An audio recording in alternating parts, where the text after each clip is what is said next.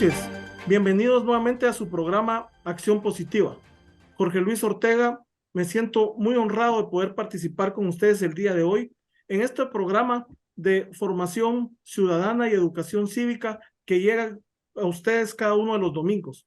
Estamos exactamente a 8 días de llegar a las urnas, de poder ejercer el voto donde democráticamente vamos a expresar los guatemaltecos lo que deseamos. Ese sistema representativo que nuestra Constitución ordena tiene la posibilidad de que los guatemaltecos este 25 de junio vayan a las urnas y voten en 5 elecciones. Realmente es algo que debemos de revisar en nuestras leyes si nos conviene seguir eligiendo cada 4 años 5 elecciones o debemos de irlo dividiendo para que pueda tener un mejor sentido la elección. Como repito, somos un sistema representativo, nosotros vamos a delegar como población ese poder en nuestros representantes. Hay muchas situaciones para esa representación que debemos de ir revisando, como es el tema de los diputados, que ha causado mucha controversia de que no se conocen a quienes están eligiendo. Hay que irnos al tema de listas abiertas, hay que reformar la Constitución para que los distritos electorales sean más cortos y que podamos ir alcanzando y sepamos quiénes realmente son las personas que nos están a nosotros representando. Pero hay otras cosas que también a los guatemaltecos les vienen preocupando, como es el tema del financiamiento electoral. El financiamiento electoral ha sido algo que tanto privado que se ha tratado de ir en las leyes electorales desde sus reformas del 2006 hasta las reformas del 2016, tratando de ir encontrando una paridad entre los partidos políticos. Esto es en cuanto al financiamiento privado, para que puedan existir esos techos. Hay otra preocupación, el tema del financiamiento público. Esos $2 que anteriormente eran 2 quetzales, $2 que por cada voto emitido, tanto para candidatos a la presidencia o la vicepresidencia o para el listado nacional, pues se le entrega a cada uno de sus partidos. Para hablar de este tema, para poder ir platicando, el día de hoy nos acompaña el doctor Francisco Arredondo, quien es candidato a la presidencia por el partido Creo, y también nos acompaña el licenciado Diego Ronquillo, quien es fiscal nacional ante el Tribunal Supremo Electoral por el partido Creo.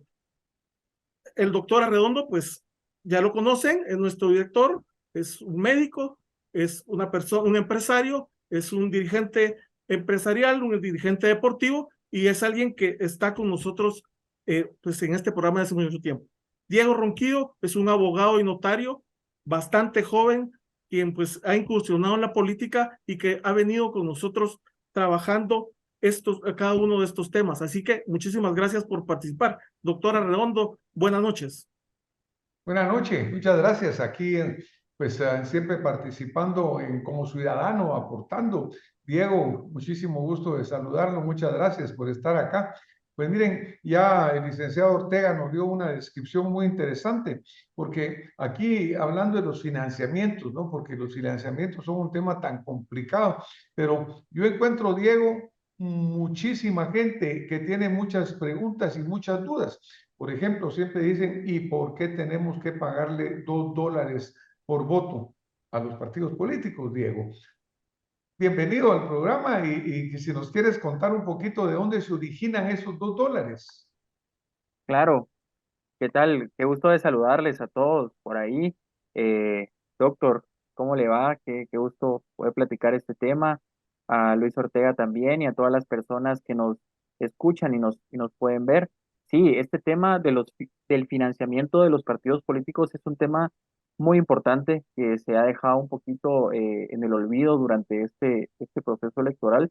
Sin embargo, es importante que el televidente recuerde y también tenga en la memoria que el financiamiento a los partidos políticos es una norma que está en la Constitución Política de la República de Guatemala.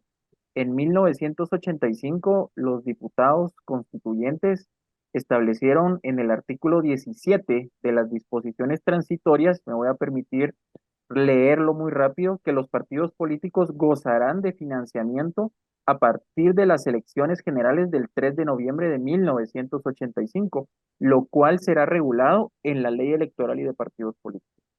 Ahora brinco para la ley electoral y de partidos políticos. Es por eso que la ley actualmente regula la posibilidad que los partidos políticos puedan captar $2 por cada voto emitido en el sistema del binomio presidencial o del listado nacional. Digamos, sí tiene una historia, un contexto, porque en las constituciones pasadas no aparecía esta regulación de financiamiento. Entonces se ha ido en aumento, por decirles así, porque antes los $2 no estaban regulados al principio que se aprueba la ley electoral y de partidos políticos. Debemos recordar que la ley electoral y de partidos políticos es el decreto 1-85 de la Asamblea Nacional Constituyente. Entonces nace la Constitución y nace una nueva ley electoral, pero antes el financiamiento público no estaba marcado en dólares. Esto se da derivado del contexto histórico, económico, político, de la devaluación del quetzal. Entonces el legislador lo deja en las últimas reformas, no de 2016. Tengo yo entendido que fue a inicios del año de los 2000 que se fija ya los $2 por voto. Esa es un poquito la historia, el contexto de dónde nace el financiamiento de los partidos políticos. Sin embargo, es importante también recordar a todos los televidentes que hoy nos pueden ver que el financiamiento se divide en dos, el financiamiento público y el financiamiento privado. El financiamiento público es esta economía de las que gozan los partidos políticos, el cual se recarga en el presupuesto del Estado. Y el financiamiento privado es aquel que pueden dar las personas individuales o jurídicas. Diego, una pregunta porque en estas elecciones, como en todas las anteriores, a veces el ciudadano está muy escéptico, ya no cree en nada y dice, "Ah, ¿por qué tenemos que dar nosotros ese dinero, esos dólares? ¿Qué votos cuando uno llega a votar en las 5 papeletas? ¿De cuál de las papeletas es que se genera ese voto o es de todas las papeletas? Esto ¿Qué es muy, voto del ciudadano es el que va a ir para aportar esos $2? esto es muy importante. Básicamente el artículo 21 bis de la Ley Electoral y de Partidos Políticos establece que para hacer el cálculo de los votos se tomará los de mayor cantidad dentro del sistema de elección de binomio presidencial o del listado nacional. ¿Qué quiere decir? Si el partido político A tiene más votos en el listado nacional, será tomado para el cálculo de los $2 los votos del listado nacional. Y si el partido B obtuvo más votos en su elección de binomio presidencial, de ahí se tomará la cantidad de los votos totalmente emitidos para la entrega de los $2. O sea que los votos que se generan para los alcaldes y para los diputados distritales, digamos que no suman a esa deuda política. Así es, no suman los votos de alcaldes, de diputados distritales, digámosle así, y de diputados al Parlamento Centroamericano. Estos no otorgan el beneficio del financiamiento público. ¿Y cuándo reciben los partidos esos fondos, Diego?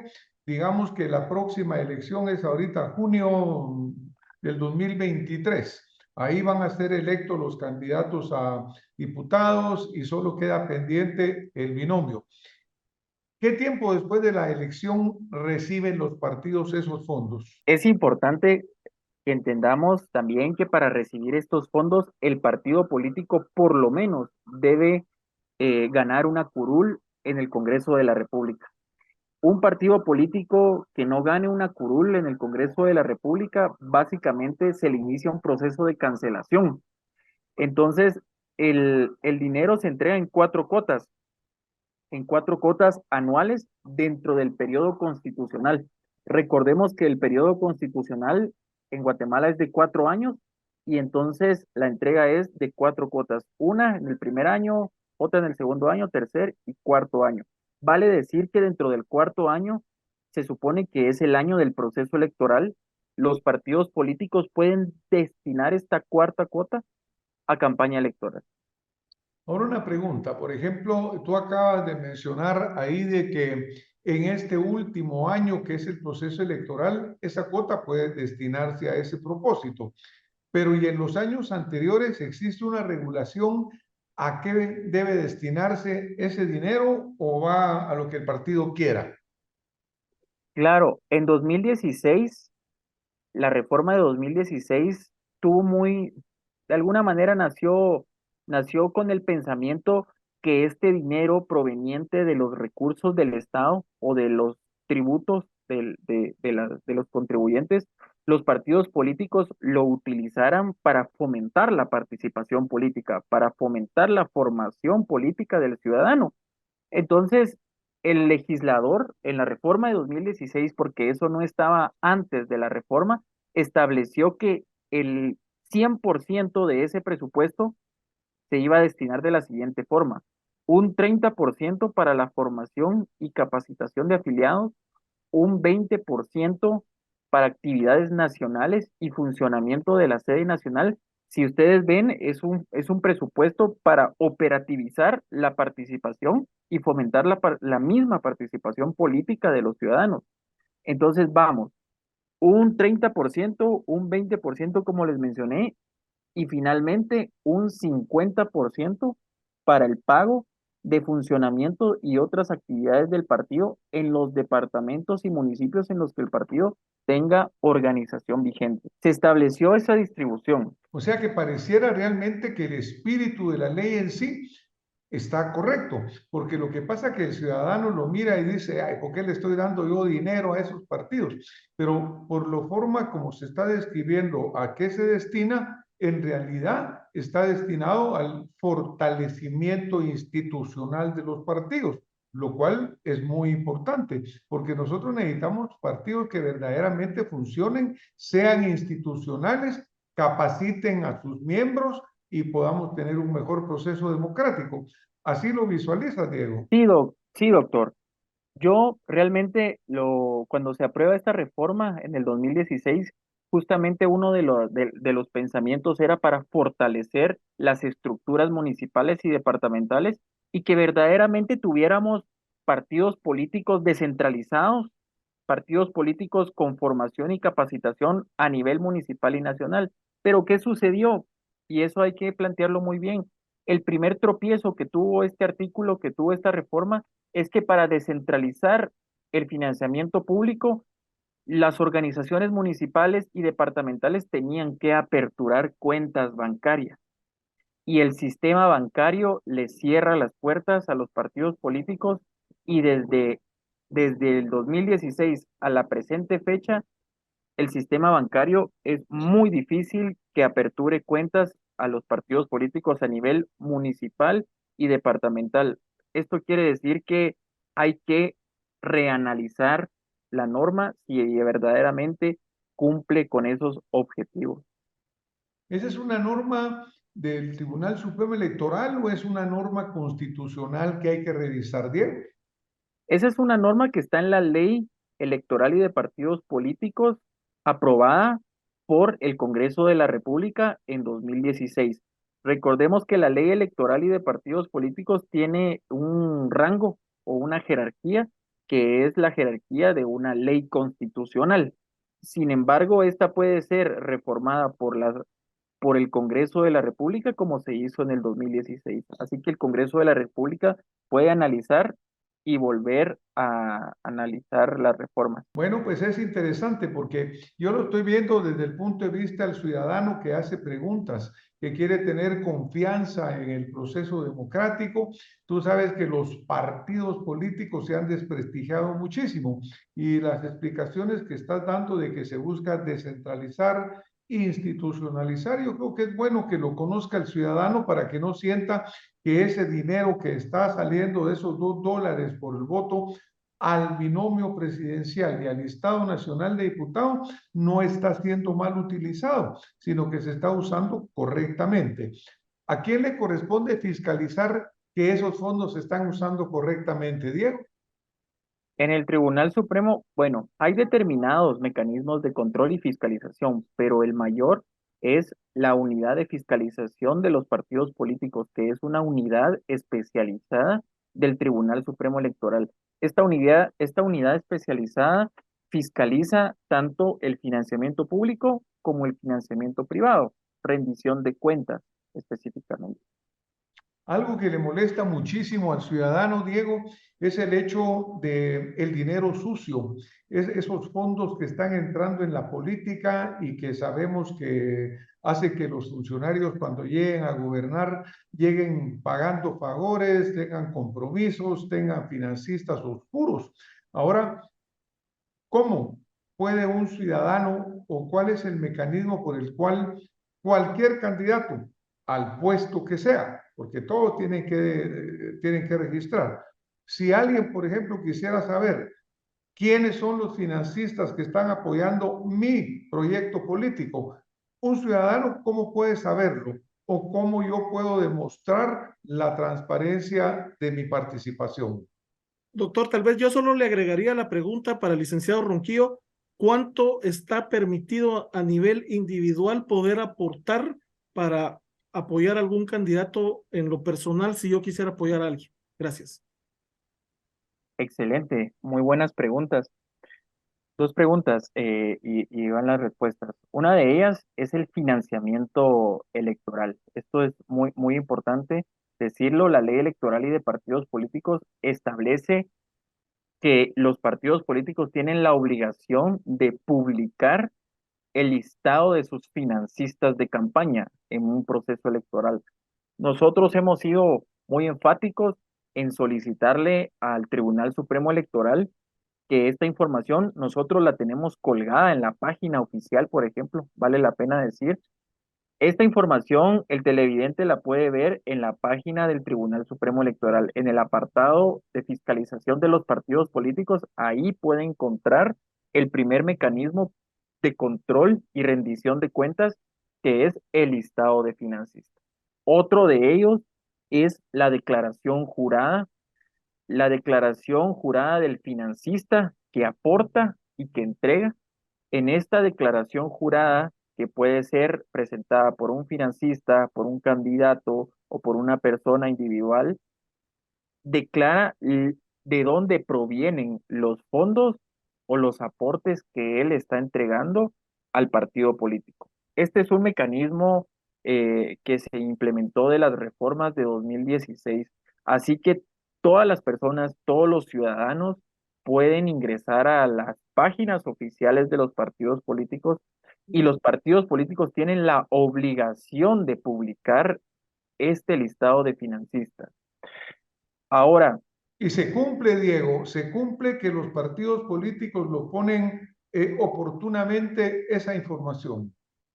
no se cumple. La totalidad de los partidos políticos no cumplen con esta regulación, inclusive en proceso electoral.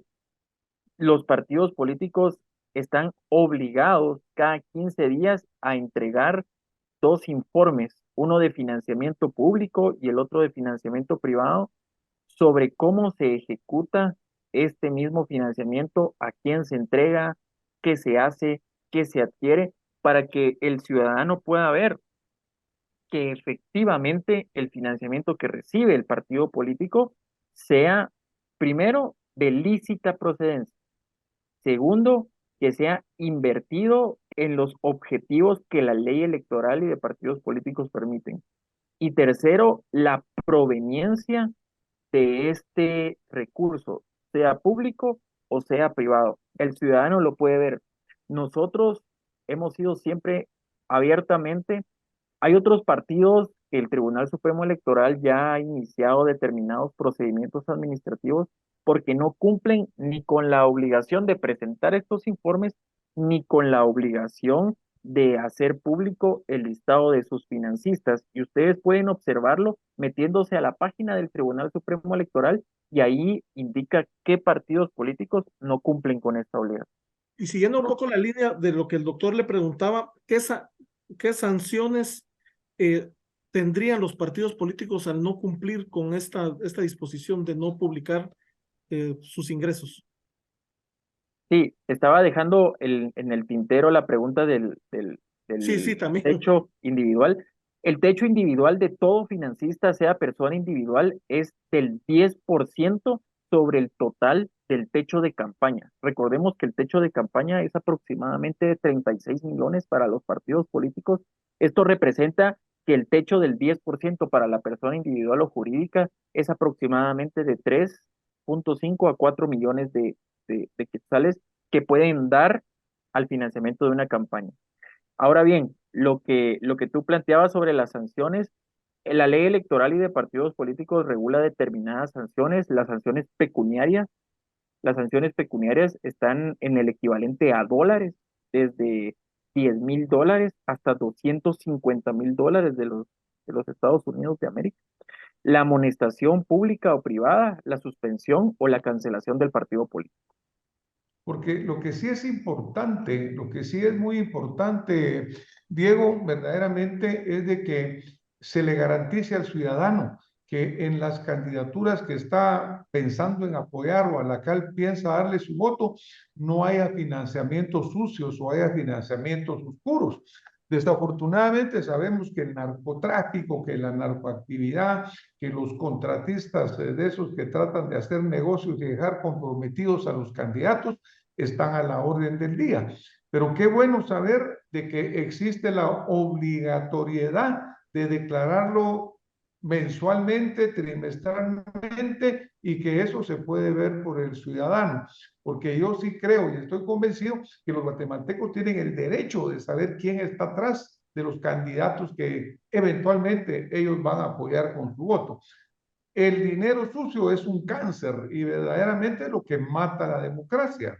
Es correcto, doctor. El financiamiento electoral ilícito es el cáncer de toda democracia. Eso es muy importante mencionarlo. Otra de las cosas que debe saber el televidente es que el financiamiento que reciben los partidos políticos debe estar bancarizado. Esto significa que tiene todos los controles de la Superintendencia de Administración Tributaria, de la Superintendencia de la Intendencia de Bancos, para poder hacer los controles cruzados de dónde proviene y de qué cuentas bancarias proviene el financiamiento. Nosotros tenemos controles suficientes para poder determinar y poder captar tanto financiamiento público como financiamiento privado, porque realmente quieren que les mencione una cosa, ha quedado también mucho temor, mucha duda, mucha incertidumbre sobre el financiamiento de los partidos y realmente a nivel internacional el financiar un partido, una campaña, no es un acto que vaya en contra de la ley, es un derecho político, lo ha reconocido la Corte Interamericana de Derechos Humanos.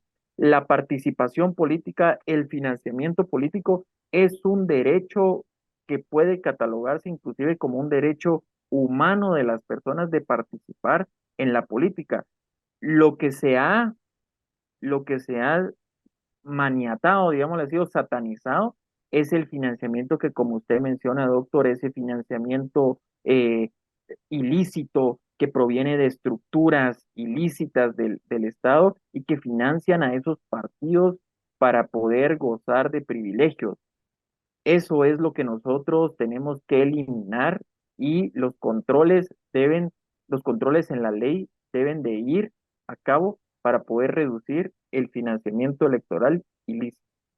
Pues muchas gracias, Diego. Y yo creo que nosotros, los candidatos, somos los primeros que tenemos que ser totalmente transparentes y definitivamente declarar todo lo que estemos apartando siguiendo la vía correcta a través del partido, el Tribunal Supremo Electoral, declaraciones juradas, porque como candidatos tenemos la obligación de recuperar la confianza del ciudadano, que actualmente está muy perdida, pero yo creo que hemos tenido una bonita oportunidad aquí de verdaderamente compartir Diego, y yo creo que nos has aportado una tremenda cantidad de información para que los guatemaltecos sepan, uno, que pueden consultarlo directamente, que pueden ir a la página a revisar ahí la información. Incluso me imagino que podrían ir directamente al tribunal y aclarar alguna duda que tuvieran.